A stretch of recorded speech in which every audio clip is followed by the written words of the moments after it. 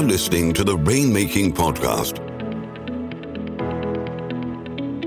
hosted by high-stakes headhunter, author, and professional speaker, Scott Love.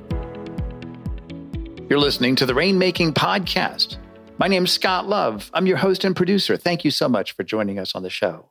We've got a content-rich episode for you today. Our guest is Travis Hoechlin, and our topic is how to market your professional services firm online. Now, Travis is the CEO of Rize Media. They are a niched marketing firm that specializes in helping law firms generate new clients from the internet, increase revenue, and help grow their businesses. Now, if you're not in the legal industry, these concepts are malleable. So if you're in recruiting, staffing, investment banking, management consulting, keep listening because you're going to get some great ideas and some tactical action steps that'll help you in terms of growing your practice. As always, this show is sponsored by Leopard Solutions' legal intelligence suite of products, Firmscape and Leopard BI. Push ahead of the pack with the power of Leopard. And now here's my conversation with my friend, Travis Hoechlin. Thanks for listening.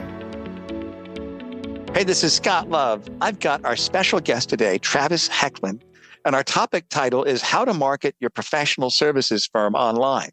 Travis, thanks for joining me on the show. Thanks for having me, Scott. Excited to be here. Yeah, I'm excited about getting inside your head because you know a lot about marketing online for professional services firms. That's what we do, and I want to find more about that. But our topic is how to market professional services firms online. So let me ask you this.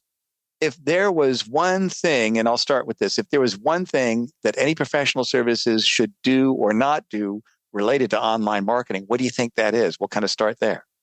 Well, I think first and foremost, you need to have a website. I mean, that probably goes without saying for most of your listeners, but we still run into law firms that think they don't need a website because they have enough business. And I always tell them, listen, whenever we take on a client, before we get into how do we attract folks that don't know them and get a pipeline of business coming in the door, it's like, let's make sure we take care of what every attorney's ever told me. All my best business comes from referrals. So let's sure up that we convert the referrals that are already coming your way. The number that I don't know and the attorneys probably don't want to know is how much business are they losing because someone did a Google search and they can't find them, right? Because we tell people referrals typically comes in twos and threes, meaning if I get a call and people know that I'm in the lawyer marketing business or know lawyers and they'll go, hey, I'm getting a divorce. Who should I call? I always give 2 or 3 names, right? And they're going to start probably on their phone or a desktop and do a search. And it's a beauty contest at that point. So make sure the folks who are trying to find you can actually do so. Yeah, it's almost like you have to make it easy for people to say yes to you, right? Yeah. I mean, you think, people, my dad's a doctor and, many, many moons ago, 20 years ago when he owned his own family practice, it was like, people would turn to the yellow pages, right? 20, 30 years ago. And they're going to go whoever's, in that book. And in that time in Norco, California, he was one of 2 doctors. So he had a 50-50 shot whether he's going to get that patient or not, right? Yeah. Now people can go to the internet and look for a specialist or look all over the place. And you need to make sure that they can find you. Make it easy for them. And I've seen that over the years, you can almost tell how cutting edge an organization is by what their website looks like. The websites of today don't look like the ones 10 years ago, 20 years ago. And so I've seen that just how the website is structured and what it looks like, I think that makes a difference. What do you think about that? 100%. Like my wife, I have a 5 and 7-year-old. So about 7+ years ago, I'll never forget. I preach this all the time. I've done marketing for attorneys for over 15 years.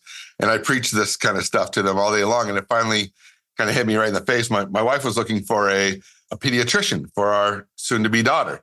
And she started with her girlfriends. They gave her 2 or 3 names. I'm in Orange County, California. And there's lots of good doctors here. And I hear her as we're driving down the freeway, her looking up the folks and going, oh, we're not taking our daughter here. Look at this website, and then she'd go to the next one. And she's like, oh, look at this one. Look at the reviews on this one. We're not doing that. And those could have been, Scott, the best doctors and pediatricians in Southern California. But she was making this decision, right, wrong, or indifferent, based on what she saw on her phone. So I always try to remind, I don't care how good you are at what you do, people are making that judgment, whether you know it or not. Yeah, that's interesting. I think there are probably about 3 or 4 really good business lessons that you mentioned just now in that story that you shared with us. Number one, she's looking at it on her phone right there. Have you ever done any research? Do you know how many people choose? And I know you're working with smaller firms and solo practitioners, like what percentage of their prospective clients find them on the phone instead of on a PC or Mac website? Well, mobile traffic is plus 60%, just in total. So, I mean, more and more people are going there. I don't know the exact number today, but it's a majority of the traffic that's coming to any website out there is coming through the phone. So yeah, you're right on point there. You need to make sure your website is optimized or put together so it's mobilely compatible for sure. Okay, that's great. So let me kind of go down that anecdote again from what you mentioned with your wife. She said, look at these reviews. So what do you think she went through? Are there any components that related to her saying yes or no that we can draw out and apply to other professional services firms and what needs to be on their website? Yeah, so let's go reviews. I'll give you some stats that I do know. Like they say 89% of people look at reviews before they make a decision to call a professional service, right? And so we know, obviously, 89% of people are looking at reviews.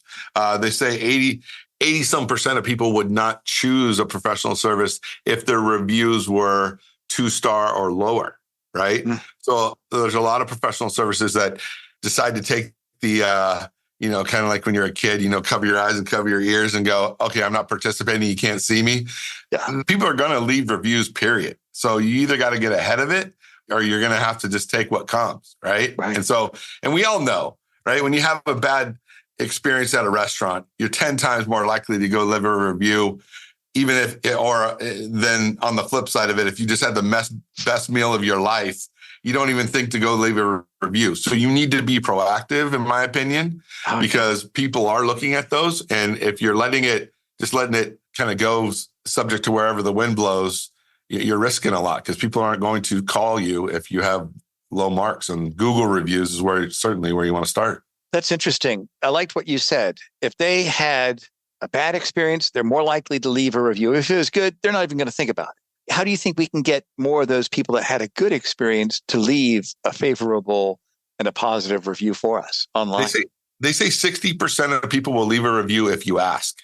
Wow. And all of us business owners, where we screw up is we don't ask. Because I get it. It's awkward. You're tooting your own horn or you're asking them to toot your own. I get it. I get all that. We go through the same thought process. But the reality is that when you do good work, ask. And they say 60% of the time people will do it. And listen, some people don't. Listen, I have clients that I've had for 15 years, and they'd probably watch my kids if I asked them, right? And I've asked them 12 times to leave a review, and they go, and we're on the phone. Oh, yeah, I swear I'll do it this time, blah, blah, blah. They hang up the phone, life happens, email pops up, and they forget. And so it's almost a running joke now, but make it easy. There's actually services out there that can send text messages or emails, especially text messages, right? Because I don't know about you, like, I'll read every text message I get. Certainly emails are, a mess. I clear up my inbox every morning, But you do that. You're better than me. But there's services that can help you out on that where it automates the process and you can remind them to leave your review. Yeah, that's great because I think it kind of puts a barrier where we're not being annoying to them. It's that service that we have that's doing it. I love it. I think that's a great idea. So we looked at the websites. We talked about reviews. What are some other things related to online presence that you think someone like your wife, she's looking to make a decision to hire somebody? What are the other things that she's thinking of or looking at online that would cause her to say yes or no about somebody? Well, I think there's 3 other spots on the first page of Google where you have an opportunity to attract more business, right? It's if you do a Google search, Denver personal injury attorney. What starts at the top is Google's local service ads, where that's their pay per call program. Then below that is another one of their ad sets, which is called pay-per-click or Google AdWords, where you pay every time somebody clicks your ad. And then below that is the maps. That's Google's way of keeping things local. And you show up in what we call the 3-pack or map pack. And that is another place where you can have real estate. You got to look at the first page of Google as like real estate, right? And the more spots on that first page, the more pieces of real estate you have on that first page, the better you're going to do. right? Because people aren't just clicking on one result and then making a phone call. So if they see you repetitively on there, you're going to convert at a much, much higher level for sure. Yeah, that's great. That's great. And so what else do you think contributes to that? We've got the website, the referrals, the Google rankings. I think it's visibility, right? How big a footprint are you just taking business in the city in which you live or your business is? Or are you going after a county? Or are you going after multiple counties? Or are you going after statewide? And you have to be intentional about that, especially with your website. In today's world, if you're a family law attorney in Newport Beach, California, you need to also optimize and write content for other cities in which you want business to come from.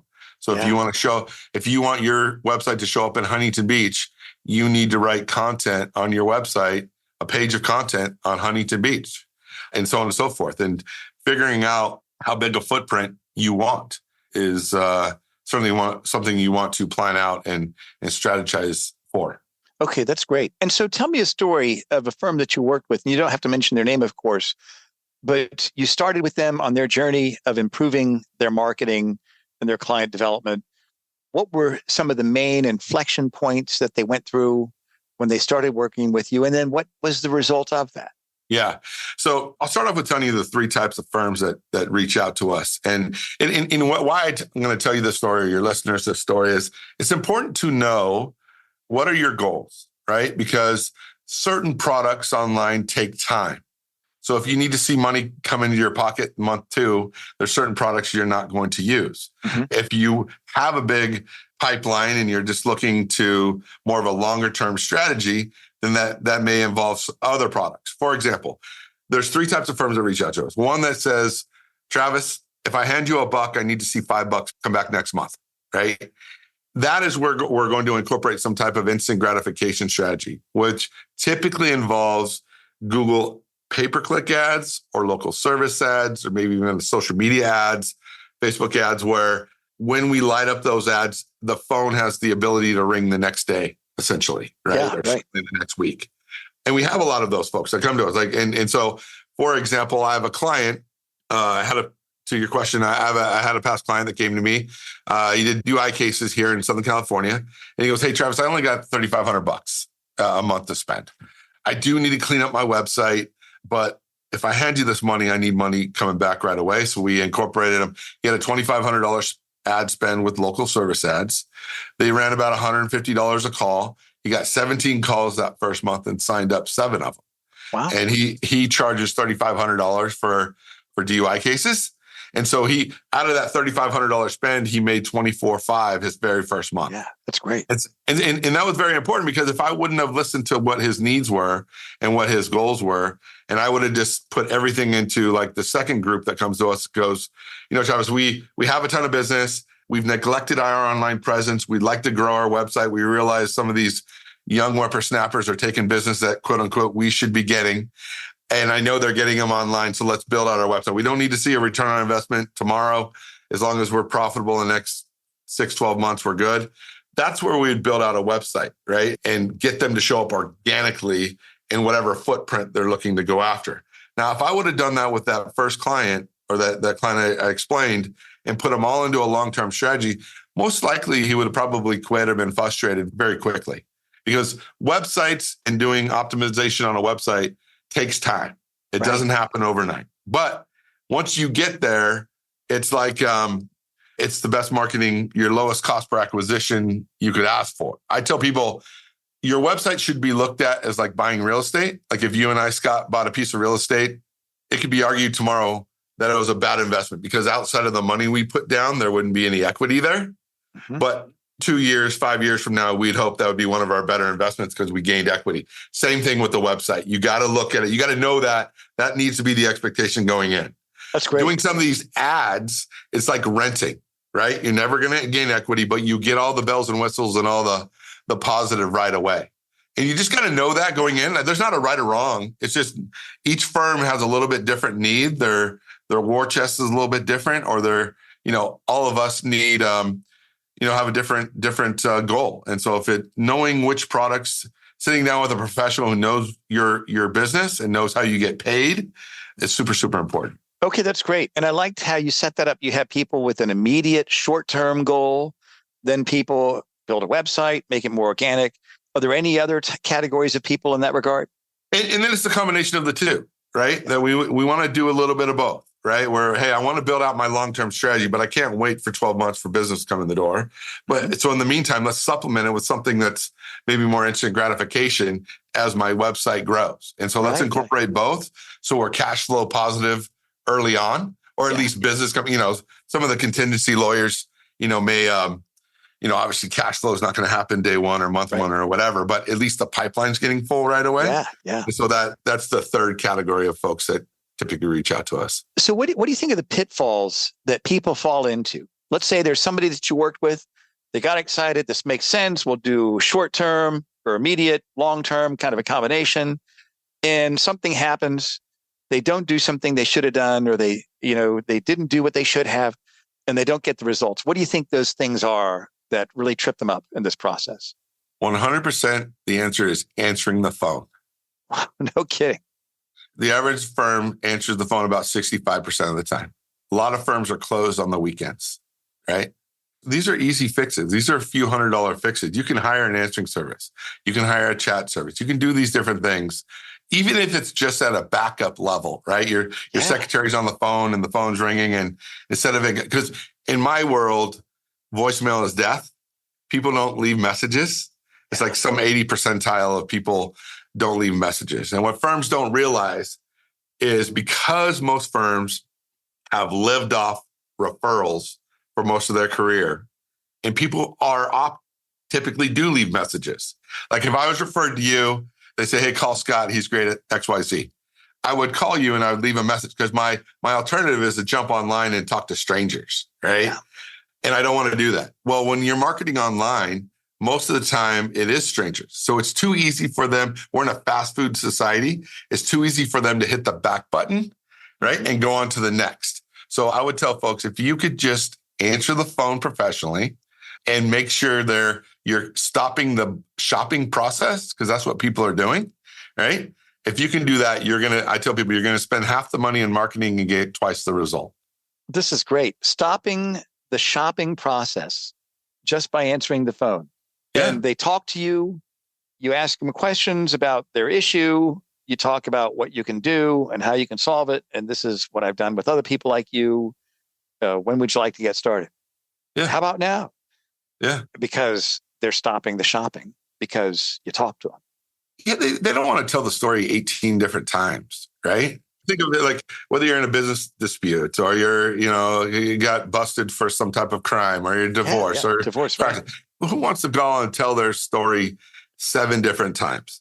So it's like 70. I think in the last number I read, it was like 72% of the time people pick the first attorney they talk to. Wow. Right. Which backs up what I'm saying. So if we can coach our folks up to make sure they're answering the phone and do an intake and make sure, and listen, we work with a lot of solo practitioners. So they're the waiter, they're the bartender, they're the chef, they're the whole, everybody. I get it. I get the issues there. But if we can get the phone answered and get back to them, either transferred to the attorney right away or get back to them in a timely manner, your success rate is going to go through the roof. And this is math. We're talking about math. 70%, they work with the first person they talk to. You can mathematically give yourself a huge advantage over your competition by putting yourself in that place and by doing the things that get them to see you and want to talk to you before everybody else, such as the website, referrals, et cetera. 65%, they're answering their phone 65% of the time. Well, that means 35% of all the calls aren't going anywhere. So you can mathematically increase that just by hiring an answering service for what? A couple $100 a month, something like that? They range all over the place, but yes, you can $400 is probably all most of the smaller firms out there would need, right? Yeah, but it just makes sure you're not just, leads aren't falling to the floor, essentially. Yeah, this is great. I really appreciate these ideas. These are simple, but they're significant.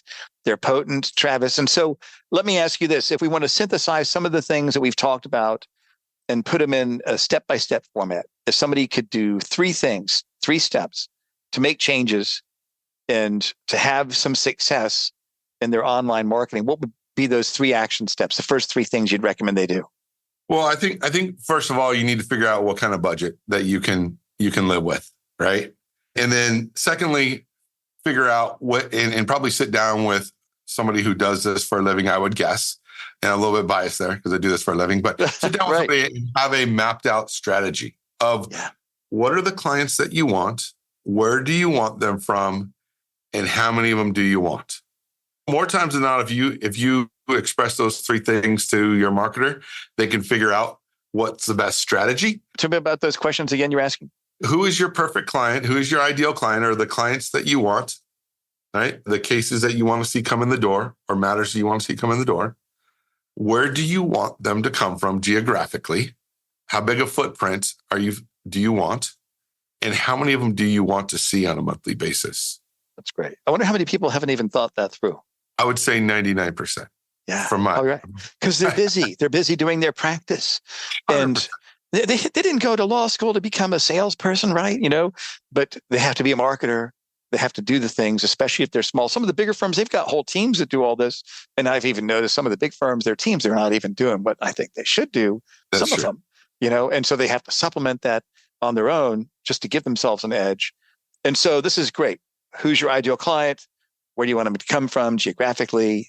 And then how many do you want to see on a monthly basis? And then what's the third action step people should take? And then the third is kind of piggybacking on what I said earlier, is clearly, hopefully if the marketing agency isn't asking these questions, like, is it a short-term instant gratification strategy or a long-term strategy or a combination of the two? Like if they're not thinking of understand how you get paid and discussing with you those different options to set your expectations correctly, but you need to do that. You need to figure out what is that. Like if I'm going to spend, I'll make up a number, $5,000 or $10,000 a month.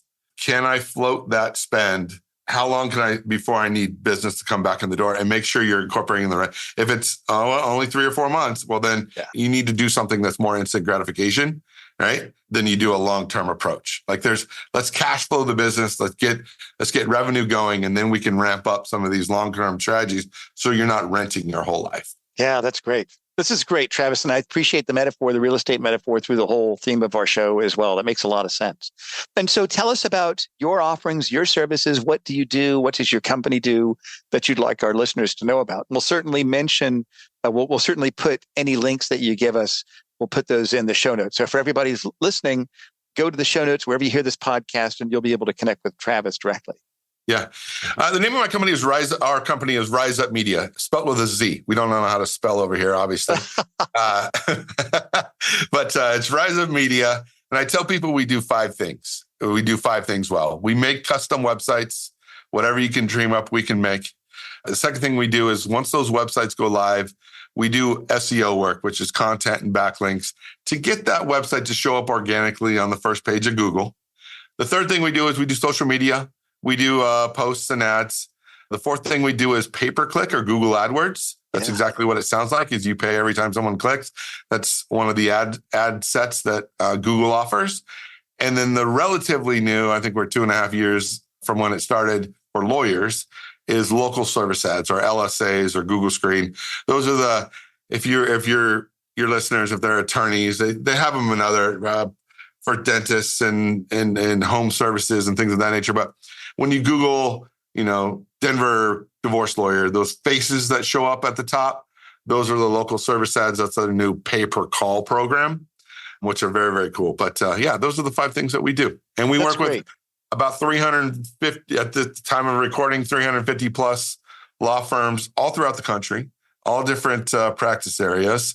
And we like to think that we roll up our sleeves and give the folks, our clients, the white glove treatment that they deserve, for sure. Well, thank you for being here, Travis. Good job. Thanks for sharing some really useful information. And I'm sure we'll be having you back on the show in the future. Thank you, Travis. Thank you, Scott. Thank you for listening to the Rainmaking Podcast. For more information about our recruiting services for international law firms, visit our website at attorneysearchgroup.com. To inquire about having Scott speak at your next convention, conference, sales meeting, or executive retreat, visit therainmakingpodcast.com.